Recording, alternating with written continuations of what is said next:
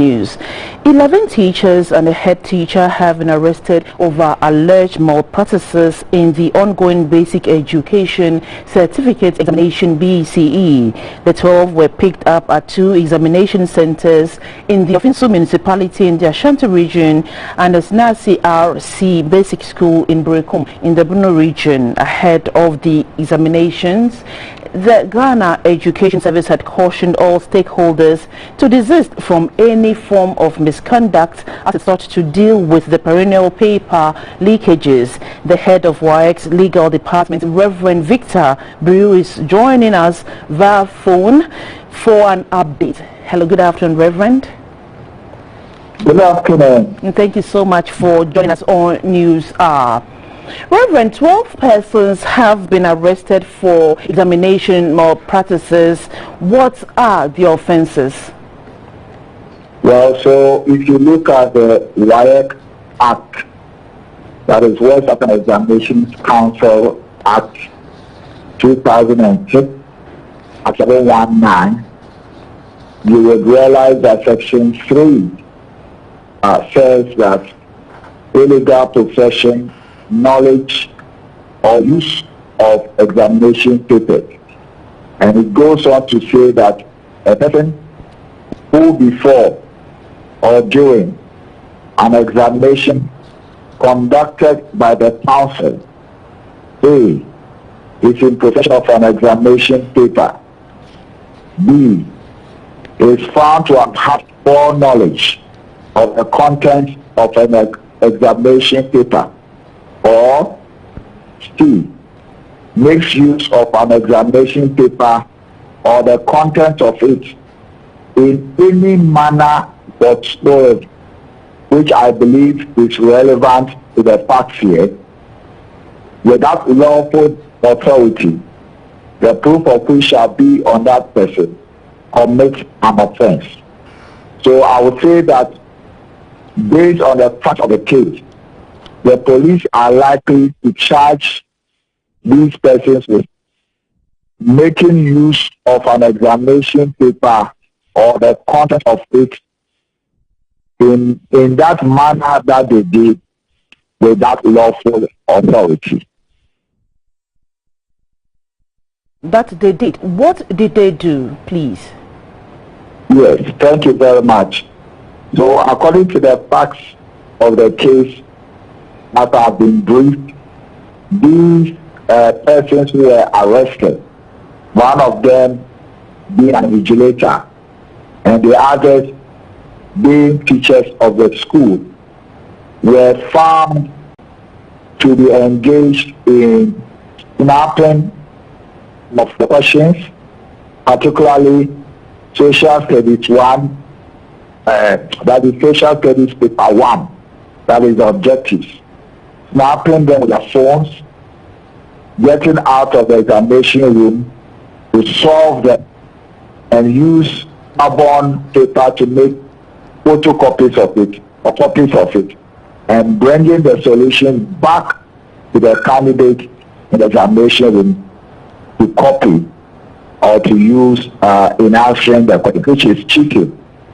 And so I would say that they have made use of the examination paper or the content of it in a certain manner, and that is an offense under the WAEC law. Okay, so will the candidates involved continue writing the remaining papers?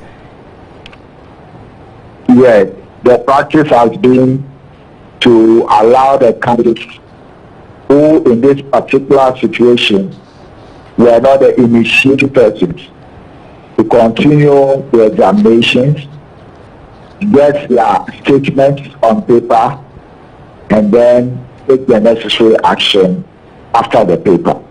All right, Reverend, so what happens to the candidates and the schools involved?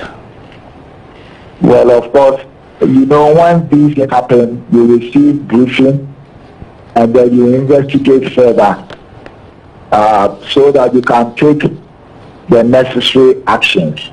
Mind you, you don't want in the process to, should I say, go against the rule of law and not observe due process.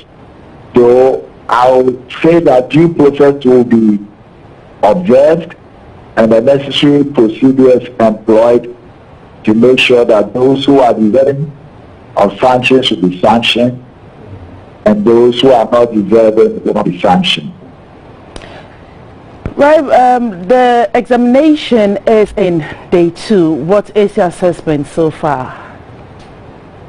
Well, we can say that all is well in terms of what we usually call the leakages.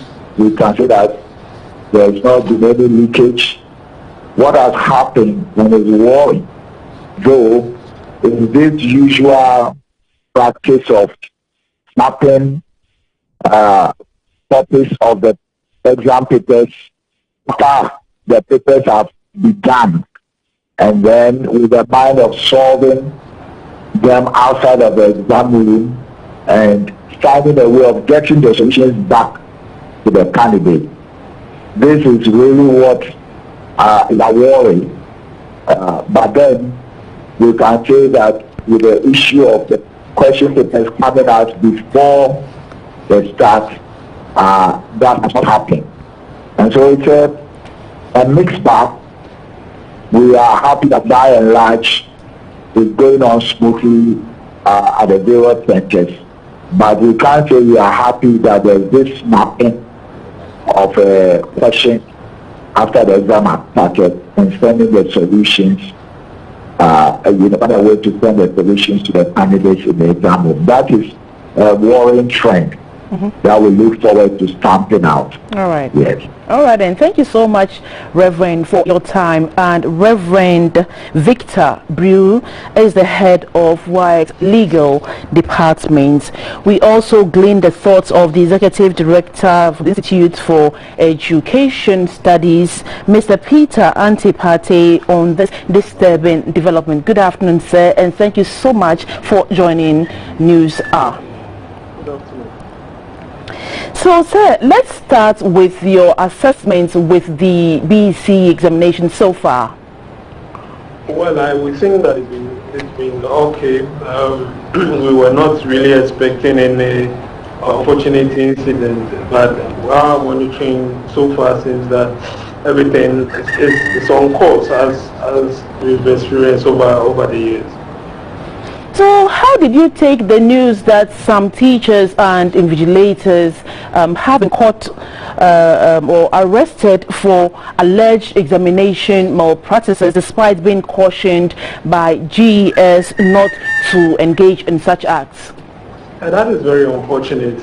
We are thinking that teachers should be professional when it comes to some of these things. We do not expect teachers to get themselves involved in any sort of examination malpractice, because of course we know that these exams are supposed to prepare the students for other levels of their education, and they should earn those positions on merit and not because they were assisted by other external forces. So it's unfortunate, and it's good that they've been apprehended, and we hope that the law will take its course. So how can the WIEC enhance their vigilance, their task force enhance their vigilance to help use issues of malpractice in the country's ethics examinations? To be frank with you, the fact is that the pressure on WASI is not as on BEC, and therefore we were not really expecting any form of serious examination malpractice as we experienced with West Africa with WASI, and that is simply because with WASI the students are progressing to another level. They need to pass in order to continue their education at tertiary level. With the BEC, all that the students need to do is to not get a 9 in either English or Maths, and they will be placed. So there are two different examinations. So it beats our imagination why anybody would want to embark on examination malpractice at that level. Okay, so now let's look at some other dominant issues ahead of the 2022 budget tomorrow. There have been calls for the government to lift the capping on the education fund, that is GET fund, as it stifles infrastructural expansion in the education sector. What is your take on this discussion so far? We've been making this call since 2018. We think that there's a lot that needs to be done in the education sector, and the only one of the most prominent sources of funding for educational projects in the country is the GET fund. So it is a good idea if the government is going to do that. But then the most pressing issue now is to look at the issue of efficiency in spending, and that is what we think that we are not doing well as a country. So we are thinking that the ministry should be able to put in certain checks to ensure that resources are directed towards areas that are really needed, and not because we would just want to allocate resources. So we just keep on allocating the resources whilst its usage is not efficient. It's not efficient. So it's good to remove the cap, but then we should tighten our belts when it comes to efficiency and effectiveness in allocating the scarce resources available. Thank you very much for your time. Mr. Peter Antipate is the Executive Director, Institute for Education Studies. The Minister for Works and Housing, Mr. Sensubachi, has visited some communities affected by tidal waves in Ada and Sege in the Greater Accra region. Last week, tidal waves along the country's coastline rendered many homeless and destroyed properties worth millions of Ghana cedis. A fortnight ago, tidal waves hit many parts of the country's coastline, rendering many homeless and destroying properties. The most affected area is Keta in the Volta region. However, some communities in Ada and Sege, as well as over 3,000 residents of Anyaman and Aklabanya in the Ada West district of the Greater Accra region, were also affected by tidal waves. To get first-hand information on the level of devastation and also find ways of dealing with the current situation, the Minister for Works and Housing, Mr. Sensubachi, led a team of some directors from the Ministry of Ada and Sege. The team first visited the District Chief Executive for Ada East, Madam Serakubi, who briefed them on the incident. The Minister and his entourage later visited the Paramount Chief of Ada and the Ada 4 Chief before a visit to the affected areas.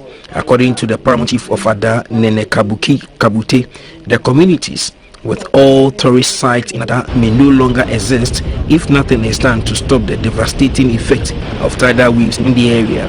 Nene Kabute added that a huge investment into the Songo Salt project is also being threatened by the choppy waves of the Atlantic Ocean. The Chief Executive for Ada West and East Assembly, Madam Sarah Kubi, and Mr. Samson Tete Pankpa described the situation as one that needs urgent attention. Ada East is in between the river and the sea. We falls at the estuary. So I have about 6 islands, and 2 islands have been washed away by this tidal waves. I think it's a climate change. It happens yearly, but this time it has been a serious It has been a serious disaster on our people. The Works and Housing Minister, Mr. Sensubachi, said, though a sea defense project, an inevitable solution to these coastal erosions, is capital intensive. The government is working hard to find the resources to make the necessary investment to save lives and property along the coast. These areas hold huge recreational and tourist opportunities for the country, and it is important that we continue to invest, and government will continue to invest in making sure that we protect the lives of the people, we protect their livelihood, and we protect their property. According to residents, government must go beyond the rhetoric and commit to the completion of the sea defense wall, which is currently stalled.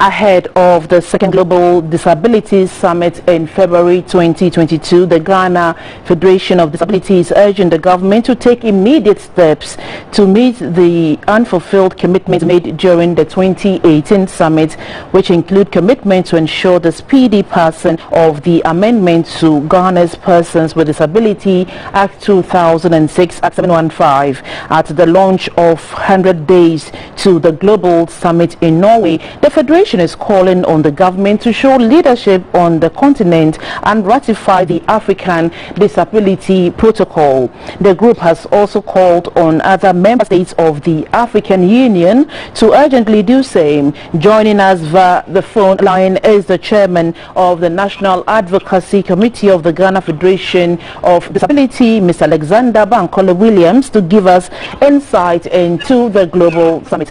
Good afternoon, sir, and thank you very much for making time for us. Good afternoon, and thank you to your audience for the opportunity. Right. So what does the Global Disability Summit seek to achieve? So in 2018, the government of the United Kingdom, government of Kenya, as well as the International Disability Alliance, after looking at the trajectory of disability inclusion in respective countries, and how several countries were slow in pushing the agenda of total inclusion, thought it necessary to create a platform where indeed the various countries and organizations could come together to share knowledge, all relevant ideas on championing the agenda of disability inclusion across countries. Now this platform was to ensure that there was some knowledge sharing on one hand, but collectively there was also some commitment by all these parties to push the agenda of disability development in specific areas. So when you look at 2018, countries were committed in the areas of law enforcement and policy development to foster ICT, education, and gender inclusion. So, and, to this extent, the government of Ghana actually made some commitments on the global platform in 2018 to, one, improve the situation of awareness with the issues of disability in Ghana, to also foster accessibility to the built environment by pushing for the implementation of Ghana's accessibility standard. Furthermore, to also engender development in lawmaking and policy development of persons with disabilities. The government of Ghana actually sought to push the Amendment of Persons with Disabilities Act in addition to improving women inclusion and development in Ghana by pushing the inclusion of women with disabilities in the general disability, in the general agenda of Ghana's development. So these are the things that inform the Global Disability Summit, and in February 2022, we only seek to build better on what commenced in 2018. All right, so how has the livelihoods of persons with disability improved since the Global Disability Summit in 2018? Well, in particular where Ghana is concerned, because our government unfortunately has not succeeded in the sensitizing the various institutions that market so far as the various commitments are concerned, we cannot easily pinpoint the direct manner in which persons with life have been influenced by the Global Disability Summit. However, we can still have what we call accidental development as a result of those commitments that Ghana made. And when you look at the area of law development, for instance, yes, we do have some activities along the lines of amending the Persons with Disabilities Act to be consonant to the United Nations Convention on the Rights of Persons with Disabilities. We also do have some efforts being made at including the issue of disability in data collection to the extent that the Ghana Household Registry included the issues of disability in their data collection efforts in northern Ghana. We also have the Ghana Statistical Service also including the Washington Group set of questions on issues of disability in the recently ended census exercise. So to this extent, we can say that persons with disabilities are going to be affected, particularly when data collection is concerned once the data reports are out. Okay. On the global stage, we see various development partners making very conscious efforts to sensitize various organizations and states on the issues of data collection of persons with disabilities and influencing development as a result of those funds. Okay. So ahead of the second summit next year, the Federation is asking the government to pass the amendment to the Disability Act. What areas are we looking at? Indeed, when we look at this coming summit, it's being co-hosted and organized by the government of Ghana, the government of the Norway, and the International Disability Alliance. And as a result, we are actually calling upon the government of Ghana to lead the way and show better commitments towards, first and foremost, the commitments that they made in the past, and to also help Africa in general build a common agenda to influence commitments to be made on the global stage in 2022. Okay. Yes, and we say these things because indeed when the government of Kenya did partner other governments to host this, they did a few things that demonstrated the government of Kenya's commitment towards this issue. And it is our hope that the government of Ghana will also in fact, go ahead to actually promote a regional dialogue on the way Africa should go on disability inclusion. All right then, I'm afraid that's all time can permit us. Mr. Alexander Bankole Williams is the chairman of the National Advocacy Committee of the Ghana Federation of Disability and has been given insight to the second Global Disability Summit to be held in February 2022. The Food and Drugs Authority has approved the administration of the Pfizer vaccines for 15-year-olds in the country. This was disclosed by the Director General of the Ghana Health Service, Dr. Patrick Kumabwaji, in Accra. He said those within this age bracket constitute an active part of the population who could potentially spread COVID-19. Hence, the move has become necessary in the country's quest to gain herd immunity. Ghana originally registered Pfizer for 18 years and above. We have through the age from FDA, we have been able to have a reduction 15 years. This is very important news for us because the most active group of our society are the young ones at that age. In the event of Christmas and all that, so we're expecting them to be more active. So bringing and then vaccinating that group will help us first use school outbreaks, especially for those who are in school.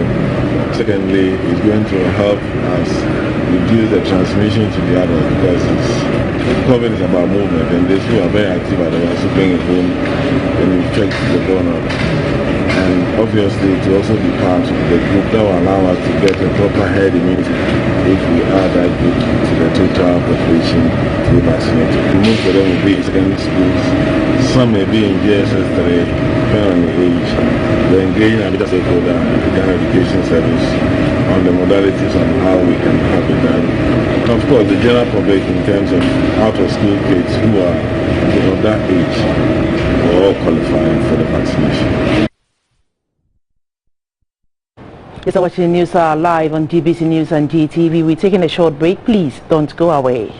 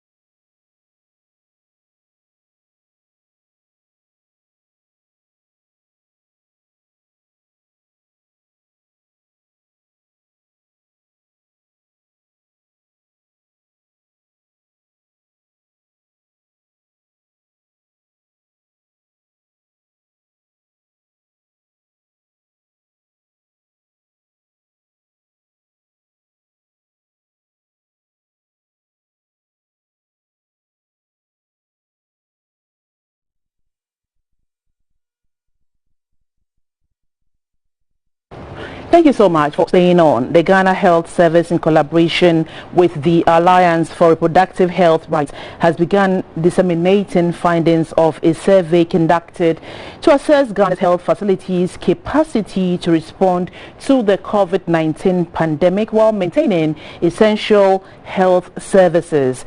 The survey was conducted in June this year with funding from the World Health Organization. A workshop to examine the findings has taken place in Kumasi. The workshop was attended by nurses, physician assistants, public health nurses, doctors and other interest groups from the metropolitan, municipal and district assemblies in the Oti, Eastern and Ashanti regions. A total of 143 health facilities in 9 regions were involved in the survey, which covered all levels of health facilities under the Ghana Health Service. Majority of the facilities are managed by the government. Over 50% of such facilities are located in rural communities. According to the survey, 2% of those working in these facilities were diagnosed with COVID-19 between March and May last year. More of the clinical staff were infected by the disease.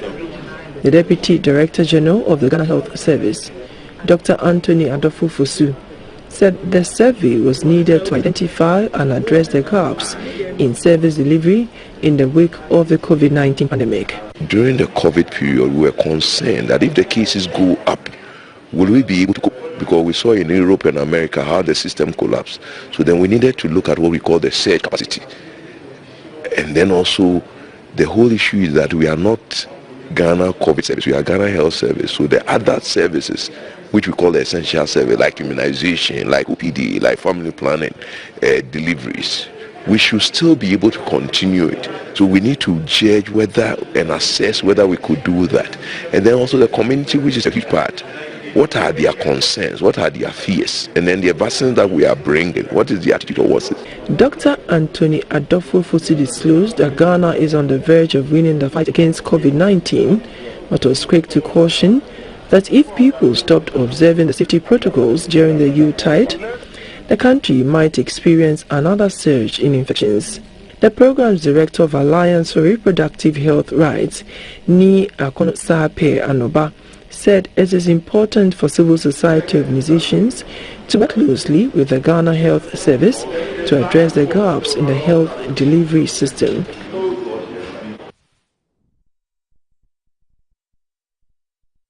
Well, let's shift focus to the Savannah region. The Ghana Health Service, GHS, has confirmed that 6 more persons have died from the suspected yellow fever outbreak in the Savannah region. This brings the death toll to 22 so far. The service said most of the victims are predominantly children who live closer to the Mole Park where monkeys are rampant. The Director of Public Health at the Ghana Health Service, Dr. Franklin Asiedu-Bequin, says the outbreak is in 4 districts, namely West Gonja, North Gonja, Bole and Wa.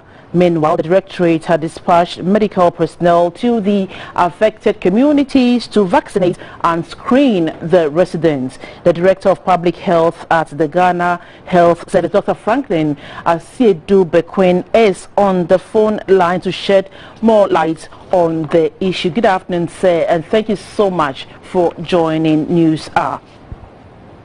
Good afternoon. So we know that 22 persons have died from the disease. Can you tell us the number of people who have been affected? Okay, thank you very much. I will say,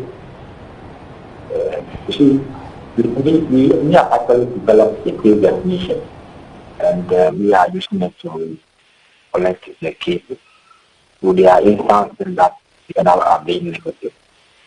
So maybe roughly about 100, but I think that some end up being negative. So it's a bit dicey whether you classify it as a yellow fever or not. But we have the suspected cases maybe close to about 100. Oh, has the disease spread to other regions, or is peculiar only to the Savannah region? No, so mainly in Savannah, but then what is in Macau has been affected. So you can see that it's adjoining district. So for now, we see that we have mainly Savannah and West. We have record of a case of in Bono, which we are trying to ascertain whether it is active.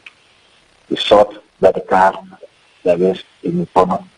It's actually very important. We are actually investigating to find out that. The reports that many of the initial deaths were due to delay in reporting to the health facilities. What is the service doing to ensure early detection of the disease? Yes, so we have actually trained volunteers, and we have also engaged a number of stakeholders in the affected district. And let me say that the cases are actually situated in very dense affected parts of the district. And most of these people are normal. So getting to them has been a challenge. And we have been working through the bushes. So they try to move and be able to do that where the hamlets are. So this is one problem that we are trying to get the community. And we want to state that most of the cases have no record of any vaccination of a fever. Though Ghana has had a number of campaigns across the world, these are individuals who have come outside even Ghana and have entered the country who have never been vaccinated. So we have been able to mobilize all of them, and then we are trying to vaccinate all of them. What can you tell us about the vaccination exercise currently underway? How many people are you targeting for this exercise? Let me say that we are able to Ghana campus apparently elected 50,000 doses to Savannah, which we are using. Because the hamlets are still being identified. we are not very sure of our target. So we've been find more hamlets and then we vaccinate. So that's our target. And make sure that all the at-risk populations are vaccinated. How does the yellow fever present itself? What are the symptoms like? So after a fever, this is start fever. You may have general body weakness, abdominal pain, vomiting, nausea. So those are the early stages of the disease, and a number of the conditions will actually resolve.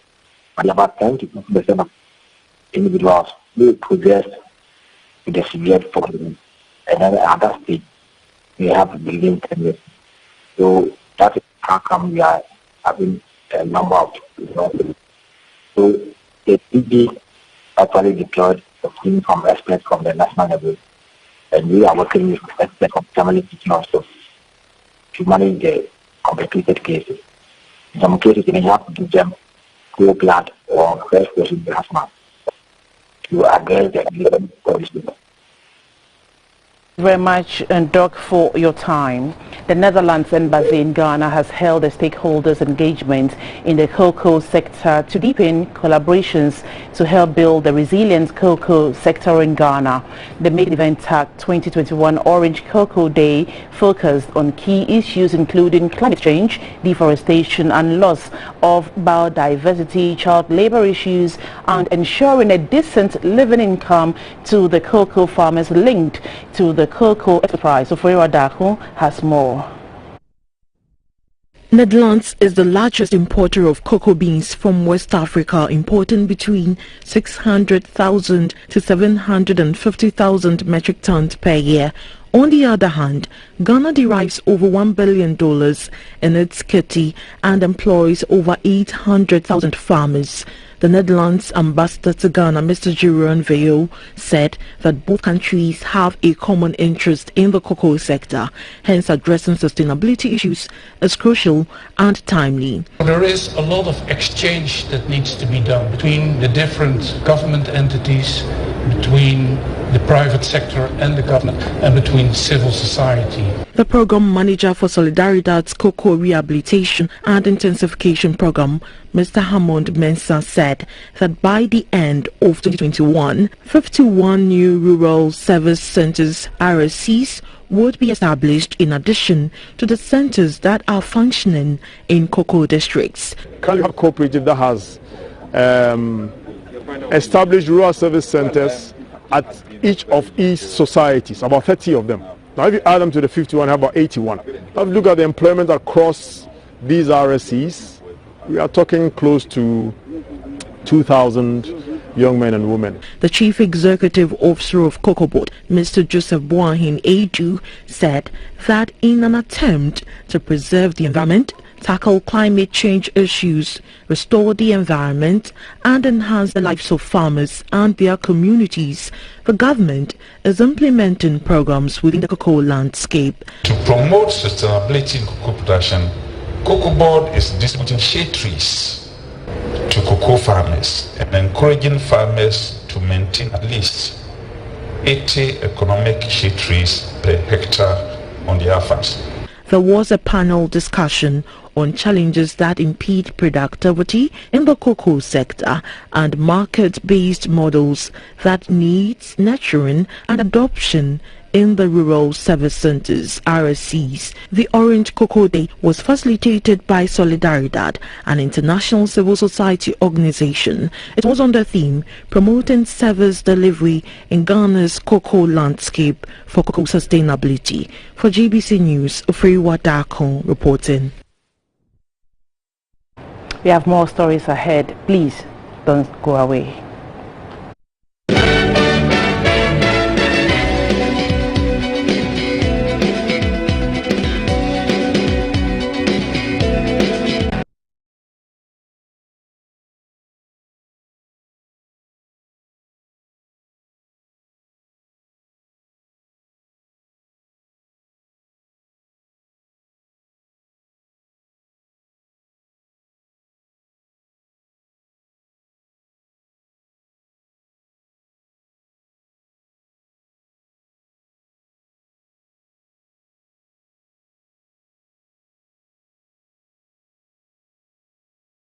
It's a good morning and we serve you breakfast. Not just any breakfast. Sizzling helping. And there's much more on offer on GTV breakfast. So what's your pleasure than Votras here at that time of the morning? You want it served buffet style, complimentary breakfast? On-site restaurant. Or room service? We've got you covered. From Monday to Friday at 6 a.m. with a trusted team. So never skip breakfast. On GTV breakfast.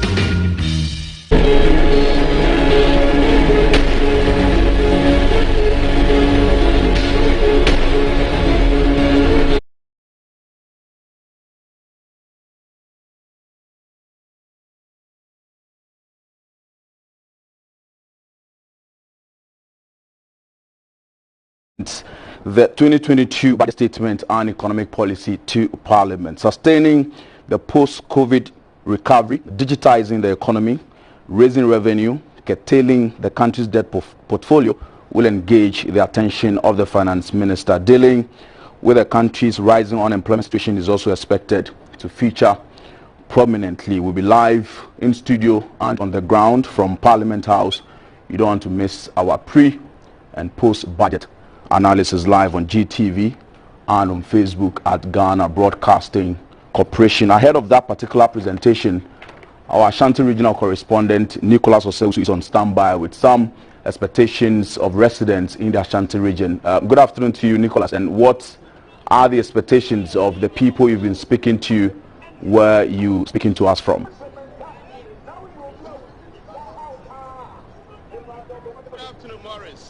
I'm currently located at the Fiakobi market here in the Kumasi metropolis, where quite a number of economic activities are taking place.